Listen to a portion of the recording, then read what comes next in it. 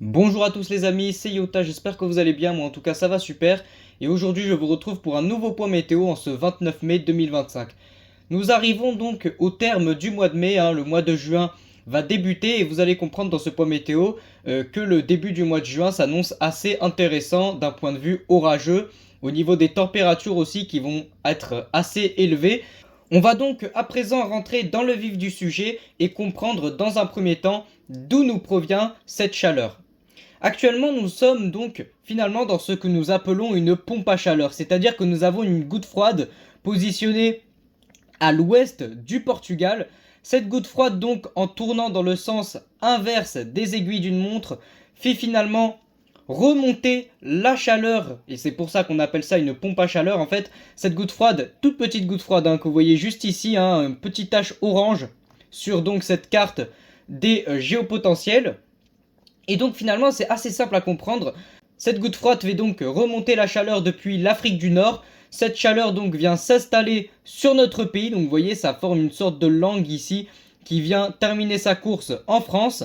On a à l'arrière de cette petite goutte froide, de ce petit Talweg d'ailleurs, un plus gros Talweg qui arrive en fait par les Açores. Ce Talweg il va de plus en plus s'approcher et en fait on voyait qu'on a une sorte de flux de sud-ouest en fait qui est en train de se créer avec donc cet enchevêtrement, j'ai envie de dire, de petites gouttes froides, de petites dépressions et finalement ce flux de sud-ouest, flux de secteur sud-ouest à nord-est va donc nous apporter un enchaînement de dégradations orageuses entre vendredi soir et le début de semaine prochaine. Là où par contre ça pourrait devenir un petit peu plus sérieux, vous voyez que c'est quand ce second finalement Talweg, un Talweg beaucoup plus prononcé comme vous le voyez ici, le Talweg c'est cette petite forme juste ici, avec à l'arrière la forte poussée anticyclonique sur les Açores, en fait ça va avoir tendance à pousser davantage le Talweg en direction de l'Europe. Et vous voyez finalement que il va avoir pour effet là par contre de créer un conflit de masse d'air beaucoup plus sérieux, beaucoup plus prononcé, avec un contraste entre la masse d'air froide à l'ouest et la masse d'air chaude à l'est. Donc à présent nous allons voir finalement au niveau de la carte des masses d'air. Donc cette carte elle modélise la masse d'air à 850 HPA, donc c'est la masse d'air en altitude.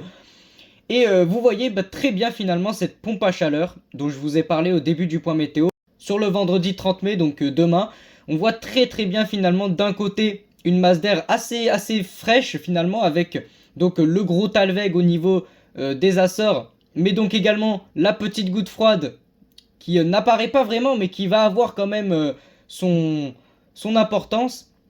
Donc la petite goutte froide au niveau donc de l'ouest du Portugal, entre les Açores et le Portugal. Et donc finalement on voit très bien en fait cette masse d'air juste ici qui vient former encore une fois cette sorte de forme de langue qui vient passer par l'Espagne et vous voyez qui est en train de pointer jusqu'à la France. Cette masse d'air donc très chaude va finalement atteindre notre pays. Vous voyez que sur la journée donc de vendredi elle est sur notre pays. Pour la journée donc de demain, le vendredi 30 mai, c'est là où par contre on va avoir le vrai pic de chaleur. Là vous voyez que par contre qu'on a des températures quand même très élevées, jusqu'à 36 degrés dans le sud-ouest, en Aquitaine, globalement 30 degrés généralisés à la moitié ouest en fait du pays. Ça va remonter donc jusqu'au nord du pays cette fois-ci, à part peut-être vraiment l'extrême nord, vous voyez. Mais globalement, l'entièreté du pays va se retrouver dans une température autour des 26 à 30 degrés généralisés. Et vous voyez que dans la nuit, on pourrait garder des températures autour quand même des 24 degrés. Par exemple en Dordogne, sur l'Occitanie, sur les régions centre, l'Aquitaine, on pourrait garder quand même des températures assez élevées. Donc on pourrait avoir une nuit en quelque sorte tropicale sur notre pays. Et sur la journée donc de samedi, et bien encore une fois, on va avoir des températures qui vont largement dépasser les 30 degrés. Cette fois-ci, ça va petit à petit, vous voyez, se décaler en direction donc du nord-est.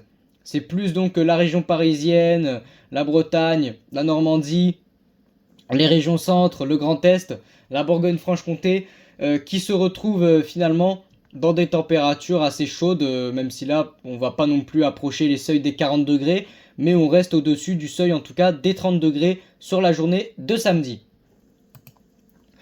On va passer donc maintenant à l'aspect orageux de cette situation, parce que qui dit forte chaleur et conflit de masse d'air, dit forcément dégradation orageuse.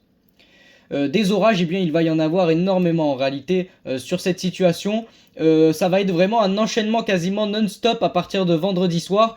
Vendredi soir donc avec cette première dégradation orageuse. Alors là j'utilise le modèle WRF. Je pourrais également utiliser le modèle à Rome pour vous montrer la dégradation orageuse de vendredi soir. Cette première dégradation orageuse donc qui va s'amorcer par l'ouest du pays. Et vous voyez que, alors, ça s'annonce pas très pluvieux, ça s'annonce pas très violent, ça va rester encore assez inoffensif comme dégradation orageuse. Les orages seront vraiment assez faibles. Mais en tout cas, il va y avoir une première dégradation orageuse, ça c'est clair et net. Donc cette petite dégradation orageuse qui, comme vous le voyez avec les petites taches bleues ici, qui représentent les zones de précipitation, ça va commencer donc par l'Aquitaine, donc les Pyrénées-Atlantiques, les Landes, la Gironde, la Charente-Maritime.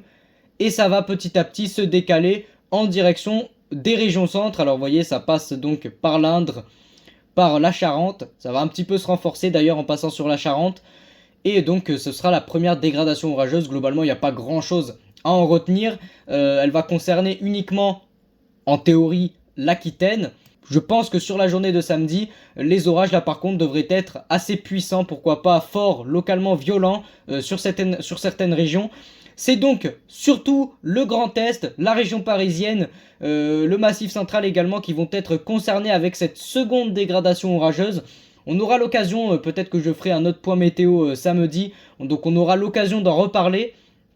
En tout cas, une chose est claire et nette, c'est que la dégradation orageuse de samedi sera beaucoup plus virulente que celle de vendredi. Là par contre, on aura des orages assez organisés qui vont donc partir globalement des régions centres et donc remonter vers le nord-est en direction de l'Allemagne, de la Belgique et du Luxembourg. Donc afin de vous montrer ce qui va se passer après, je vais utiliser le modèle CEP donc sur Windy.